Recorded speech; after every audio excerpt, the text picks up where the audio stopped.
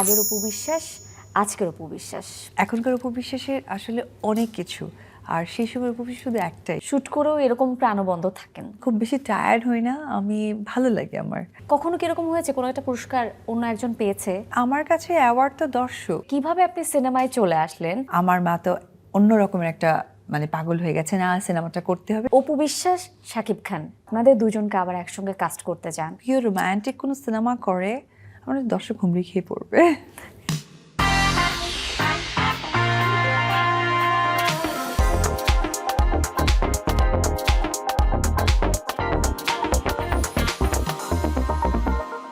দর্শক স্বাগত জানাচ্ছি মেরেল সিরাম সোববার নিবেদিত স্টার এন্টারটেইনমেন্ট স্পেশালে আজকের পর্বে। আপনাদের সঙ্গে আছি আমি শায়লা রহমান ইমা, এবং আজকে ঈদ আড্ডায় আমাদের সঙ্গে এমন একজন অতিথি আছেন যিনি একাধারে একজন মা, চিত্রনায়িকা, উদ্যোক্তা এবং Dhallywood queen, the one and only, the gorgeous Apu Biswas. দিদি, আপনাকে আমাদের স্টুডিওতে স্বাগত এবং সেই সঙ্গে ঈদ মোবারক। ঈদ মোবারক। প্রথমেই জানতে চাই জয়ের মা কেমন আছে? অনেক ভালো আছে। জয় ভালো আছে? জয় মাসেল ভালো আছে। প্রযোজক, চিত্রনায়িকা, উদ্যোক্তা, ঢালিউড কুইন এবং মা। আচ্ছা, কোন পরিচয়ে আপনি নিজেকে সবচেয়ে বেশি স্বাচ্ছন্দ্য এবং প্রাউড ফিল করেন? এখন এই মুহূর্তে যেহেতু প্রশ্নটা করা হলো, অবশ্যই মা। এটা একটা পরিপূর্ণ নারীর পূর্ণতা দেয়। আর তারপরে হচ্ছে চলচ্চিত্র অভিনেত্রী, যেটা ঢালিউড কুইন বললেন, কারণ সেখান থেকে প্রত্যেকটা মানুষের ভালোবাসা পেয়েছি। তারপরে বলবো নারী উদ্যোক্তা, কারণ আমি সবসময় মেয়েদেরকে খুব সাপোর্ট করতে পছন্দ করি আমার সুযোগ হলে। তারপরে প্রযোজক। আচ্ছা, যেহেতু এই যে প্রথমে আপনি মায়ের কথাটা বললেন, নিজের মায়ের চরিত্রের কথাটা বললেন, প্রত্যেক মাই কিন্তু চায় আমার সন্তান বড় হয়ে অমুক হোক। যেহেতু জয়ের বাবা মা দুজনই ইন্ডাস্ট্রিতে খুব জনপ্রিয়, তো জয়ের বাবা মা আসলে জয়কে কোন ক্যারিয়ারে দেখতে চায়? বাবা বরাবরই নায়কই চাই। আমি একদমই নায়ক চাই না। আমি অনেক জায়গায় বলেছি, আবারও রিপিটেড বলতে চাই এবং অসংখ্যবার বলতে চাই, আমার মা অর্থাৎ আমার সন্তানের গ্র্যান্ড মা, সে চেয়েছিলেন জয় যেন ডাক্তার হয়। এটা আমার চাওয়া। আর জয় তো এক এক সময় এক এক ফ্ল্যাকচুয়েট করে, কখনো তার মনে হয় সে নায়ক হবে, কখনো তার মনে হয় সে গায়ক হবে, কখনো মনে হয় সে ডক্টর হবে, কখনো মনে হয় সে ইঞ্জিনিয়ার হবে। এখনও না সে ডিসিশন নিতে পারেনি যে তার আসলে কোনটা গুড চয়েস। দেখা যাক, অনেকটার তো ছোট, 9.5 বছর বয়স। সো একটু টাইম দিই, নিশ্চয়ই আমাকে জানাতে পারবে যে মম আমি এটা হতে চাই। জয়কে নিয়ে একটু কথা বলছি কেন, কারণ হচ্ছে যেহেতু আপনি নিজেকে মা হিসেবে পরিচয় দিতে বেশি স্বাচ্ছন্দ্য বোধ করেন, এবং আমরা সোশ্যাল মিডিয়াতে দেখি আপনি জয়কে নিয়ে বিভিন্ন সময় বিভিন্ন মেমোরিজ শেয়ার করেন, বিভিন্ন ভিডিওস রিলস শেয়ার করেন। এবার একটু জানতে চাই যে আপনি শাহরুখ খানের ডেফিনেটলি বিগ ফ্যান, যে কারণে ধারণা করছি যে শাহরুখ খানের ছেলের নামের সাথে কিছুটা হলেও মিল রেখে আপনি আপনার নিজের ছেলের নাম রেখেছেন। এ বিষয়ে কি বলবেন? 100%। কারণ শাহরুখ খানের ছেলে তো আগে হয়েছে, তো আমার কাছে মনে হয়েছিল যে আমার জন্য একটা ছেলেই হয়, এবং শাহরুখ খানের সন্তানের নামের সাথে যেহেতু আব্রাহামের সাথেও খান নামটা আছে, সো আব্রাহাম খান এই নামটা যেন ম্যাচ করতে পারে। একদম ঠিক বলেছেন এবং এটাই সত্য। আচ্ছা, এবার আপনার কথা যদি একটু জানতে চাই যে সেই প্রায় 20-22 বছর আগে, সেই কাল সকালে থেকে শুরু করে যদি ছায়াবৃক্ষ পর্যন্ত সময়টা বলি, এত লং টাইম ইন্ডাস্ট্রিতে নিজেকে ধরে রাখা, it's not an easy job. So কি মনে হচ্ছে যে আগের উপবিশ্বাস, আজকের উপবিশ্বাস, পার্থক্যটা কোথায়? আসলে তো অনেকটা বছরে তো অনেকটা পার্থক্য হয়ে গেছে, কারণ একটা লং জার্নি, এটা আসলেই আমারও ভাবতে অবাক লাগে। আর পাশাপাশি পার্থক্য এটাই, সেই সময়টা আসলে একটা অবুঝ একটা অপবিশ্বাস ছিল যে ইন্ডাস্ট্রি কাজ খুব একটা ওইভাবে বোঝেন না, বাট করেছেন। আর আজকে ছায়াবৃক্ষের অপবিশ্বাস, ইন্ডাস্ট্রি অনেক পরিচিতি হয়েছে, অনেক নিজের মানুষ বেড়েছে, ভক্ত দর্শক বেড়েছে, এবং আমি যে অঙ্গনে কাজ করি সেখানে আমার অনেক আপনজন বেড়েছে, আমি মা হয়েছি, দায়িত্ব বেড়েছে, অনেক অনেক কিছু। এখনকার উপবিশ্বাসের আসলে অনেক কিছু। আর সেই সময় উপদেশ শুধু একটাই, নতুন একটি মেয়ে কাজ করতে এসেছে। বলছিলেন যে তখন সহজ সরল ছিলেন, আমার মনে হয় আপনি এখনো তেমনই আছেন, যে কারণে হচ্ছে আপনি খুব সাবলীলভাবে কথাগুলো বলে গেলেন। হ্যাঁ। কিন্তু তখন এই সহজ সরল অপবিশ্বাস, সেই সময়কার কথা বলছি 20 বছর আগে, তখন কি আসলে কোনো ভুল করেছিলেন, যেটা মনে হয় যে এখন যদি মানে এখনকার অপবিশ্বাস ওই ভুলটা করবে না? না, আমি বরাবর একটি কথাই বলবো যে মানুষের জীবনের সবকিছু তো জেনে শুনে হয় না। আমি সবসময় মনে করি যে খুব অল্প বয়সে একটা বিয়ে ডিসিশনটা নিয়েছি, এইটা মনে হয় একটু একটু তাড়াহুড়ো হয়ে গেছে, বা এই ডিসিশনটা সমস্ত মেয়েকে দুবার ভেবে নেওয়া উচিত। এটাই আমার কাছে মনে হয়। আদারওয়াইজ যা হয়েছে আলহামদুলিল্লাহ। কারণ সৃষ্টিকর্তা আল্লাহ পাক আমাকে যেখানে রেখেছে, এটা প্রত্যেকটা নারীর একটা ড্রিম। সো সিরিয়াসলি আল্লাহর কাছে আমি অনেক শুকর, আলহামদুলিল্লাহ। না, আপনি যেটা বললেন যে প্রত্যেকটা মেয়ের জীবনেই আসলে বিয়ে এমন বড় একটা ইনসিডেন্ট, এটা যে কোনো মানুষের, শুধু মেয়ে না ছেলেদেরও লাইফ চেঞ্জ করে দেয়। না, এটা একটা লাইফের নতুন পার্ট। So exactly. এই নতুন পার্টটাকে আসলে কোন সময় আমার স্টার্ট করা দরকার, কখন করা Exactly. দরকার, এই বিবেচনাটা আসলে থাকা দরকার। আর একটু ভেবে চিন্তে হ্যাঁ, আসলে ডিসিশনটা নেওয়া হ্যাঁ, উচিত। হ্যাঁ। আচ্ছা, তাহলে যেহেতু আপনি এই প্রসঙ্গটা বললেন, একটু জানতে চাই যে যে সেদিন আসলে কি হয়েছিল, আপনারা একসাথে কোথায় গিয়েছিলেন বিয়ে করতে, কোন কাজে অফিসে গিয়েছিলেন, বা যেখানেই হোক, যেই প্রতিষ্ঠানেই হোক, কোথায় গিয়ে বিয়েটা সেরেছিলেন, সেদিন বিয়ে সেরে কোথায় গিয়েছিলেন, কি খাওয়া দাওয়া করেছেন, একটু যদি শেয়ার করতেন। অনেকটাই জানে, তারপরে আমি ছোট্ট করে বলে যাই। আমি আসলে পার্লারের কথা বলে আমি তার বাসাতেই গিয়েছিলাম। গুলশানে যে বাসাটা থাকে ওইটার ৫ তলায় তখন থাকতেন। আর সেদিনকে ওর ফুফাতো ভাইয়ের মেয়ের বার্থডে ছিল। বার্থডে থাকার কারণে তার ফ্যামিলি, তার মা, বাবা বা ফ্যামিলি ম্যাক্সিমাম লোক দাওয়াত খেতে যায়।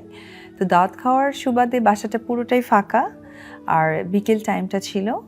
আমি এসেছি, আমার লেহেঙ্গাটা খাটের নিচে লুকানো ছিল, আর আমার মানে শাকিব খানের খাটের খাটের নিচে? নিচে লুকানো ছিল, আর আমার যে অর্নামেন্টসটা ছিল সেটা শাকিব খানের হচ্ছে ওই শুটিং ড্রেস ট্রেস রাখে না একটা ব্যাগে, সেইখানে রাখা ছিল। আর আমরা গেলাম, কাজী বাসাতে এসেছিল, সেখানেই বিয়ে হয়েছে। বিয়ে হওয়া শেষ, তারপরে আমি যেহেতু তার মা বাবা আসার সময় হয়ে যাচ্ছে, এবং আমিও মাকে কথা দিয়েছি যে একটা সময় পর তো আমাকে বাসায় যেতে হবে, যেহেতু আমি পার্লারে এসেছি। সো বিকালের দিকে আমি আবার বিকাল মানে সন্ধ্যার সময় আমি চলে আসি বাসায়।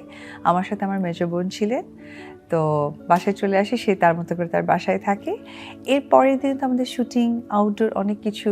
তো আউটডোরগুলোতে আসলে আমরা নিজেদের মতো করে একটু পরিচয় হওয়ার বা এক রুমে স্টে করার সেই তখন একটু এক্সপ্লোর করা, নিজেদেরকে আরেকটু যেহেতু জানার। আমার বিবাহিত জীবন করেছি, তো এই বিষয়টা আমার মা অনেক ফলো করতেন যে কি ব্যাপার, এটা কেমন ধরনের কথা, খুব অভদ্রতা না, বাজে দেখায়। তো আসলে এই বাজে দেখানো, ঝগড়া, মা আমাকে বকাবকি করা, সবকিছুর মধ্যে দিয়ে ৬ মাস পরে জানতে পেরেছে যে আসলে আমরা বিয়ে করেছি ৬ মাস আগে। আর তোমার মানে সবচেয়ে মজার ব্যাপার যেটা হলো, বিয়ে করে আবার শাকিব খানের বাসায় মানে গেলেন, স্কুলের মতো আর কি, আপনি স্কুলে আপনার এসেছি। বাসায় চলে হ্যাঁ, আসলেন, হ্যাঁ। মানে একদম যেমন জীবন চলছিল তেমনই চলছে। হ্যাঁ, নরমাল। আচ্ছা, এবার একটু বলেন যে এর পরবর্তীতে যখন আপনি লাইভে একটা শোতে যখন আপনি বললেন, আপনাদের বিয়ের কথা যখন সবাইকে জানালেন অনেক বছর পরে, এখন কি মনে হয় যে ওই সময় ওই ডিসিশনটা নিয়ে কি একটু কি আক্ষেপ হয়, বা তখন কি আর একটু ঠান্ডাভাবে চিন্তা করার কথা মনে হয়? না, কেন আক্ষেপ হবে? কারণ আমি ওই মুহূর্তে অপবিশ্বাস থেকে ইম্পর্টেন্ট, আমি মা অপবিশ্বাস ছিলাম। আর মা মানে কিন্তু অনেক বিশাল একটা দায়িত্ব, যেমনটা আমি আমার মাকে দেখেছি। এবং আমার মনে হয় যে প্রত্যেকটা মানুষ যখন এই মা এই কথাটা চলে আসে, তখন আসলে দায়িত্বর ব্যাপারটা না একদম পাহাড় সমান হয়ে যায়। আমার একদমই রিগ্রেট ফিল হয় না। আমার কাছে মনে হয় যে আমার সন্তানকে ওই মুহূর্তে বের করার কারণে প্রত্যেকটা মানুষের অনেক ভালোবাসার সন্তান হয়ে গেছে। ঠিক ওই দিনের আগ পর্যন্ত শুধু আমারই সন্তান ছিল। আমার মনে হয় ওই দিনের পর সকলের সন্তান বলে আখ্যায়িত হয়েছে যে জয় আমাদেরও সন্তান। একদমই রিগ্রেট ফিল হয় না। হ্যাঁ, সিচুয়েশনটা খুব একটা ভালো ছিল না, এবং আব্রামকে বের করা জার্নিটাও খুব একটা ভালো ছিল না। কিন্তু আসলে পরিস্থিতিতে সব কিছু বুঝে শুনে এগিয়ে যাওয়া সম্ভব নয়। সো সেটা আমার ক্ষেত্রেও ঠিকঠাকভাবে হয়তো বা প্রেজেন্টেশনটা হয়নি। ওকে, ঠিক আছে। একটা সময় কিন্তু আপনার মানে আপনি মানে অপু বিশ্বাস, শাকিব খান সিনেমা মানেই হিট নিঃসন্দেহে। কখনো যদি কোনো প্রযোজক আপনাদের দুজনকে আবার একসঙ্গে কাস্ট করতে চান, করাতে চান, আপনাদের সঙ্গে একসাথে কাজ করতে চান, বা আপনারা কি একসাথে কাজ করতে আগ্রহী হবেন? 100% আমি এখনো বলি, কারণ আমার মনে হয় যে বেশ কিছু ঈদগুলো সাকিব অনেক মার কাটকার, মানে রোম্যান্টিক নেই বললেই চলে, অ্যাকশন ঘরানার মুভিগুলো আসছে। আমার মনে হয় যদি আমাদের দুজনকে নিয়ে পিওর রোম্যান্টিক কোনো সিনেমা করে, আমাদের দর্শক হুমড়ি খেয়ে পড়বে। আমি শিওর এটা নিঃসন্দেহে। কিন্তু এইটা বলেন যে অপু বিশ্বাসকে আমরা প্রতি ঈদে অসংখ্য সিনেমায় আমরা দেখেছি, বছরে অসংখ্য সিনেমাতে আমরা অপু বিশ্বাসকে পেয়েছি, এখন কেন সেটা পাচ্ছি না? চলচ্চিত্র ব্যাপার যেটা হয়েছে যে একটা সময় আমি প্রত্যেক ঈদে 4টা-5টা করে সিনেমা রিলিজ হয়েছে, দুটো ঈদ মিলে 8টা সিনেমা, আর প্রত্যেক ফ্রাইডে করে তো 1-2টো সিনেমা রিলিজ হয়েছে আমার। এখন আসলে সিনেমাই হচ্ছে কটা। আমার থেকে ইম্পর্টেন্ট হচ্ছে কি, যে আর্টিস্টরা এখনো অপু বিশ্বাসের মতো কাজ স্ক্রিনে আনেইনি, বা সেই অবস্থানটা বা সেই কাজের জায়গাটা তারা পাননি, আমার তো প্রশ্ন যে তারাও কেন কাজ করছে না। অপু বিশ্বাস তো কাজ করেছে, যতটুকু করার করেছে। একটা নারী হিসেবে একটা মানুষের আসলে কতটা সিনেমা তার ঝুলিতে থাকা দরকার। যদি আপনারা ওপার বাংলাও চিন্তা করেন, লাস্ট কিন্তু 25 থেকে 30টার সংখ্যার বেশি বলতে পারবে না, 50টার বেশি বলতে পারবে না। আমি তো 100+ করে ফেলেছি। আপনি অসম্ভব সুন্দরী, গুণবতী, রূপবতী, এটা আপনার ফ্যান্স অহরহ বলে, এটা আমরা নিজেরাও জানি এটা। কিন্তু এখন মানে আপনি মা হয়েছেন, এত বছর হয়ে গেছে, তারপরও এই যে গ্লো এখনো। আমার মনে হয় সকলের ভালোবাসা আর সাপোর্ট, আর কিচ্ছু না। কারণ সুন্দর থাকাটার জন্য সুন্দর মন দরকার, সুন্দর পরিবেশ দরকার।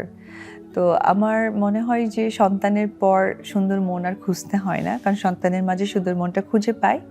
আর সুন্দর পরিবেশ বলতে অবশ্যই আমার ফ্যান ফলোয়ার্স এবং আপনারা যারা আছেন, তারা সকলে আমাকে যে পরিমাণ সমপরিমাণ ভালোবাসেন, সেইটা আমার কাছে মনে হয় গ্লোয়িংয়ের জন্য ইম্পর্টেন্ট। এটা একটা গ্লোয়িং সিরাম। এই যে ধরেন আপনি সারাদিন শ্যুট করেন, শ্যুট করেও এরকম প্রাণবন্ত থাকেন, কিভাবে এত প্রাণবন্ত থাকেন? না, আসলে কাজের প্রতি যখন দায়িত্ববোধটা বেড়ে যায় এবং মনে হয় যেটা আমাকে করতে হবে, সেটা তখন নিজে থেকেই আসলে না একটা অন্যরকম একটা ইমোশন কাজ করে যে না, আমাকে ভালো থাকতে হবে। কারণ আমার কাজটা তো ক্যামেরার সাথে, আর ক্যামেরা মানে তো এটা তো সারা জীবনের জন্য আর্কাইভে থেকে যাচ্ছে। আমার যারা দর্শক, আমার যত কষ্ট থাকুক না কেন বা যতই পরিশ্রম হোক না কেন, এই দর্শকগুলো তো আমার জন্য ওয়েট করছে নতুনভাবে। সো আমি যদি তাদের এই নতুন ফিলটা না থাকে বা নতুন উন্মাদনাটা না থাকে, তাহলে তো এটা স্ক্রিনে বোঝা যায় না। সো আসলে সব কিছু মিলে না আমি অনেক এনজয় করি, আমি খুব বেশি টায়ার্ড হই না, আমি ভালো লাগে আমার। আপনি একটা ভিডিও শেয়ার করেছিলেন যেখানে অনেকদিন ধরে যেহেতু আপনি কাজে ছিলেন না, সিনেমায় ছিলেন না, তখন কেউ একজন ভিডিওতে বলেছে যে অপু বিশ্বাস সিনেমাতে ব্যাক করলে নিজের কানের দুল বিক্রি করে মিষ্টি খাওয়াবে, এরকম একটা কথা বলেছিল, এবং সেই ভিডিওটা আপনি শেয়ার করেছিলেন টাইমলাইনে। তো এই ধরনের যখন আপনি ভক্তদের মধ্যে আনকন্ডিশনাল লাভ যখন দেখেন, তখন কি মনে হয় নিজের সবচেয়ে সৌভাগ্যবান? না, আমার মনে হয় এটা আমার কাজের স্বীকৃতি। আমি আসলে স্টেজে উঠে অ্যাওয়ার্ড যে দেওয়া হয়, আমার তার থেকে মনে হয় দর্শক যখন আমাকে ভালোবাসছে, যতক্ষণ পর্যন্ত আমাকে মনে করছে এবং আমার জন্য তারা চ্যালেঞ্জ ছুড়ে দিচ্ছে, আমার মনে হয় যে এটার থেকে বড় অ্যাওয়ার্ড এবং এটার থেকে কাজের স্বীকৃতি আর কিছু থাকতে পারে না। কখনো কিরকম হয়েছে কোনো একটা পুরস্কার অন্য একজন পেয়েছে, বা আপনার কাছে মনে হয়েছে যে আপনি মোর ডিজার্ভিং ক্যান্ডিডেট ছিলেন? হ্যাঁ, আমি কিন্তু জাতীয় চলচ্চিত্র পুরস্কার পাইনি, এবং আমার 3বার সেই চান্সটা হয়েছিল। এবং আমি রাত্রি মানে ভোর 4টা পর্যন্তও জানি যে দেবদাস সিনেমায় যেহেতু আমি পার্বতী ছিলাম এবং চন্দ্রমুখী ছিল, তো আমি যতটুকু জানি দেবদাসের পার্বতী ক্যারেক্টারের জন্য আমি একদমই কনফার্ম ছিলাম। এমনও হয়েছে যে পত্রপত্রিকায় চলে আসবে পরের দিন সকালে, এটা পর্যন্ত আমার কাছে কনফার্ম ছিল। কিন্তু পরবর্তী সময় দেখলাম যে চন্দ্রমুখী যে ক্যারেক্টারটা, সে মেইন হিরোইন রোলটা পেয়েছে, যেটা আমার মনে হচ্ছে শরৎবাবু বেঁচে থাকলে এটা উনি অ্যাকসেপ্ট করতেন না।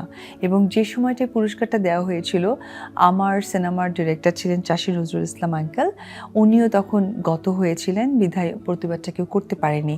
আর আমি নীরবে কেন মানে সহ্য করে গেছি। কারণ আমার কাছে অ্যাওয়ার্ড তো দর্শক, আমার কাছে অ্যাওয়ার্ড তো আমি যখন দেশের বাইরে যাই, মানুষ যখন দৌড়ে এসে সেলফি তুলে অ্যান্ড আমার জন্য কিছু খাবার নিয়ে আসে, আমি কোথায় আছি, ভালো আছি কিনা জানতে চাই, তারা তাদের সর্বস্ব দিয়ে আমাকে করার চেষ্টা করে, তো এইটার থেকে বড় অ্যাওয়ার্ড থাকে না। তো এরকম অনেক আর্টিস্ট আছে যারা অ্যাওয়ার্ড পেয়েছে, আমরাও অনেক সময় অনেক দেশের বাইরে অনেক জায়গায় ট্রাভেল করা হয়েছে, তাদের চেনেও না। সো আমার কাছে মনে হয় কাঁটা বনের অ্যাওয়ার্ড থেকে বেটার মানুষের মনের অ্যাওয়ার্ডটা। আপনি হয়তো বা এক্সপেক্ট করেননি যে স্টার নিউজে আপনার একটা হিউজ ফ্যান বেজ আছে। তাই একটু দেখে আসি, চলুন। অপু বিশ্বাসকে আমার খুবই ভালো লাগে। আমার মনে হয় সে হচ্ছে খুবই প্রিটি। আমাদের ইন্ডাস্ট্রিতে যে কয়েকজন নায়িকা আছে তাদের মধ্যে one of the prettiest. Apu বিশ্বাসকে আমার দেখতে ভালো লাগে, সে একজন অভিনেত্রী, আর এই দুনিয়ার সকল অভিনেত্রী আমার কাছে ভালো লাগে। তার রাজনীতি নামে একটি সিনেমা ছিল, ওইটা দেখছি এবং হাসছি অনেক। হ্যাঁ, অপু বিশ্বাস তো আমাদের সবার ক্রাশ, অনেক দুর্দান্ত কাজ করেছে, অনেক ভালো লাগে আমাদের। পূর্বের যে জেনারেশন ছিল তাদেরও ভালো লাগে, আমাদেরও আসলে ভালো লাগে তাকে। She is a nice person and সে এরকম থাকুক, হাসি খুশি অলওয়েজ। আমরা আসলে ছোটবেলায় বাংলা মানে ঢাকার ছবিগুলো বলতে যা বুঝি, সেখানে তো সাকিব খান আর অপু বিশ্বাসের ছবি সবচেয়ে বেশি দেখা হলো, তারা ছিল সেরা জুটি। তার অভিনয় ভালো, অনেকদিন ঢালিউডকে সে ধরে রেখেছে।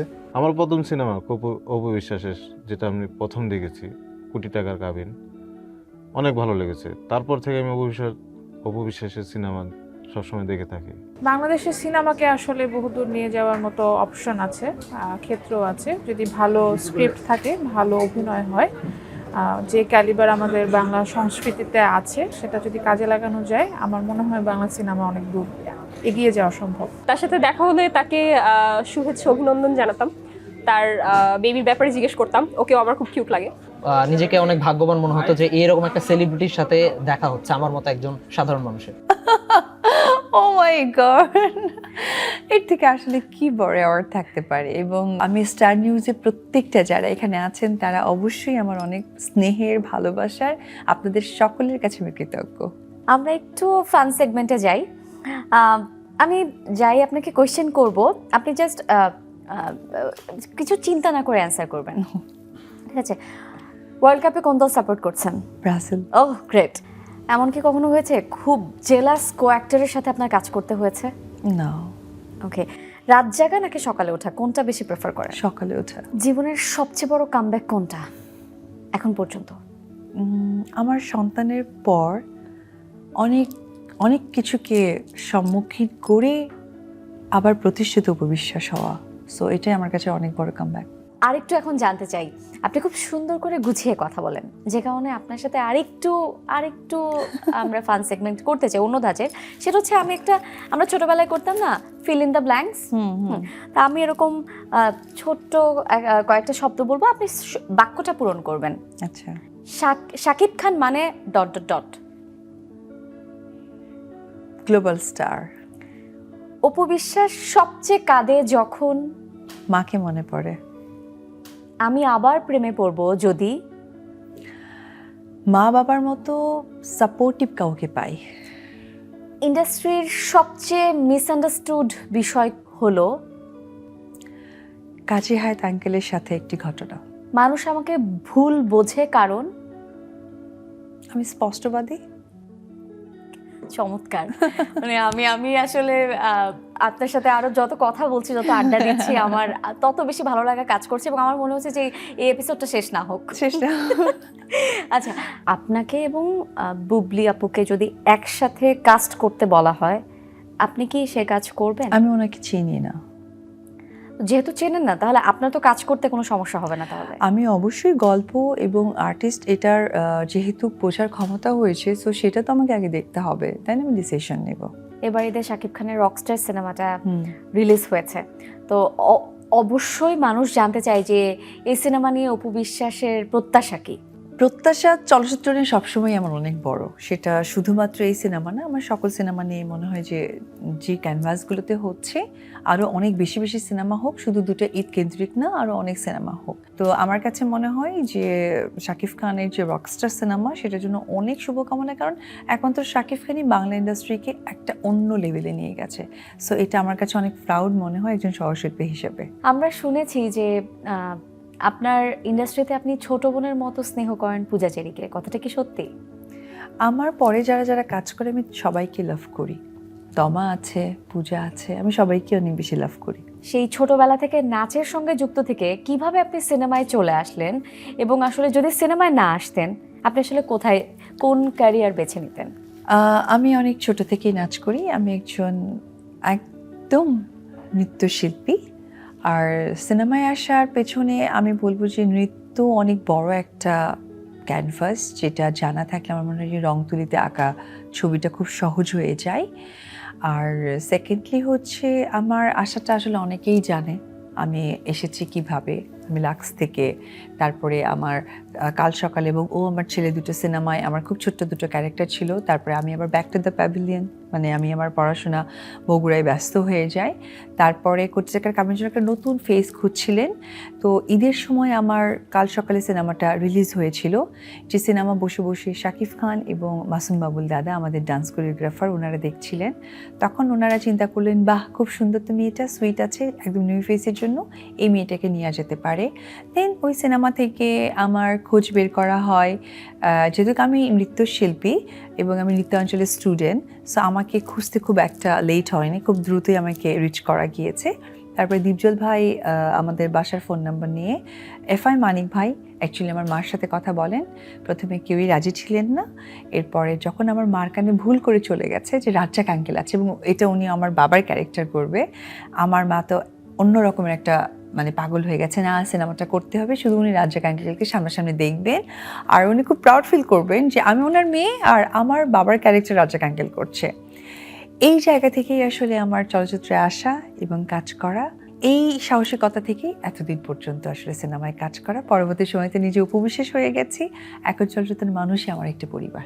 দিদি, আপনাকে অসংখ্য ধন্যবাদ আজকে ঈদের এত ব্যস্ততার মধ্যেও আমাদেরকে সময় দেওয়ার জন্য। Thank you so much. Thank you. দর্শক, এই ছিল আজকে মেরিল সিরাম সোববার নিবেদিত স্টার এন্টারটেইনমেন্ট স্পেশালে আজকের আয়োজনে। এতক্ষণ সাথে থাকার জন্য ধন্যবাদ।